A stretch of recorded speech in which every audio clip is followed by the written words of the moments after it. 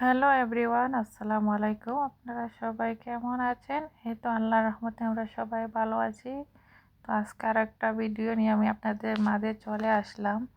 আর ভিডিওর প্রথমেই বলে নিচ্ছি, আমার ভিডিওটা যদি আপনাদের ভালো লাগে তাহলে একটা লাইক দিবেন, আমার চ্যানেলটাকে সাবস্ক্রাইব করে আমার পাশে থাকবেন, বেল আইকনটা ক্লিক করে রাখবেন যাতে আমি ভিডিও ছাড়লে আপনারা সবাই নোটিফিকেশনটা পেয়ে যান।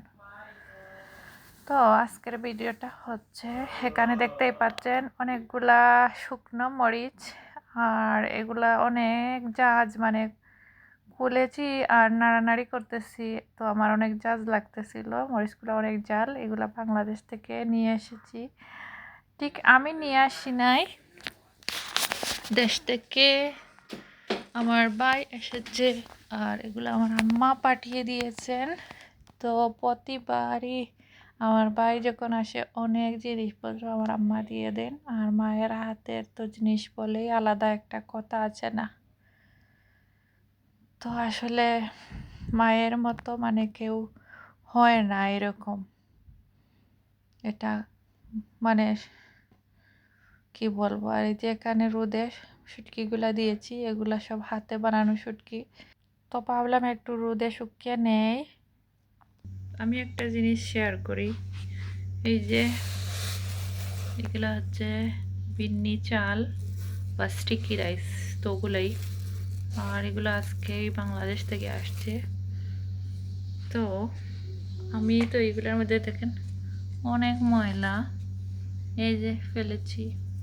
তো এগুলো ওয়াশ করবো, এগুলো তো যাবে না, তাই কী করবো। আমার কাছে তো আমরা বলি কুলা, যেটা দিয়ে চাল ঝাড়তে হয়, ওইটা নাই। তাই এটা দিয়ে এরকম এরকম এরকম করতে আমি এগুলো ফেলতেছি।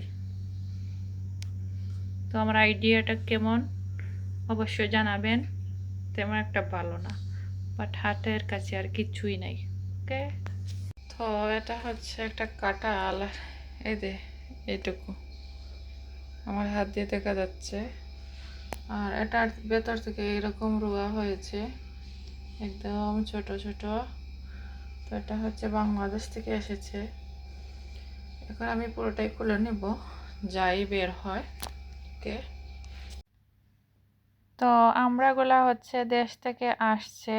আর এই যে দেখতে পাচ্ছেন, এগুলো অনেক ছোট ছোট, আসলে এখনো বড় হয়নি একবারে।